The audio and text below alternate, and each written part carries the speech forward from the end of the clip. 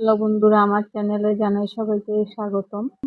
আজ আমি আরেকটি নতুন ভিডিও নিয়ে এসেছি। এটি হচ্ছে ঘরোয়া পদ্ধতিতে সুজি হালুয়া। তো বন্ধুরা, চলো দেখে নেওয়া যাক। আমি প্রথমে এক বাটি সুজি নিয়ে নিয়েছি। সুজি নিয়ে লালচে করে ভেজে নিয়েছি।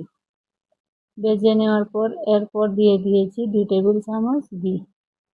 ঘি দিয়ে আর কিছুক্ষণ নাড়তে হবে। নাড়তে নাড়তে কালারটা এরকম বাদামি হয়ে আসলে দিয়ে দিব 2টি তেজপাতা।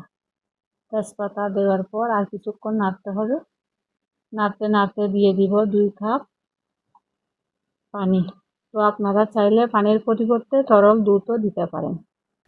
আমি তরল দুধের পরিবর্তে দুধ পাউডার ইউজ করেছি, তাই দিইনি। এরপর নাড়তে নাড়তে দিয়ে দিব লবণ পরিমাণ মতো, চিনি মিষ্টি অনুযায়ী।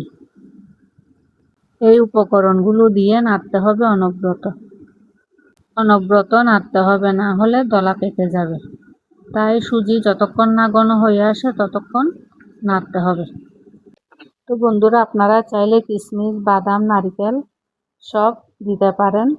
আমি দিই নাই, কারণ আমাদের পরিবারে কেউ কিশমিশ খেতে চায় না, কেউ বাদাম খেতে চায় না, তাই আমি দিই নাই। তো বন্ধুরা, আমি প্রায়ই এইভাবে করি।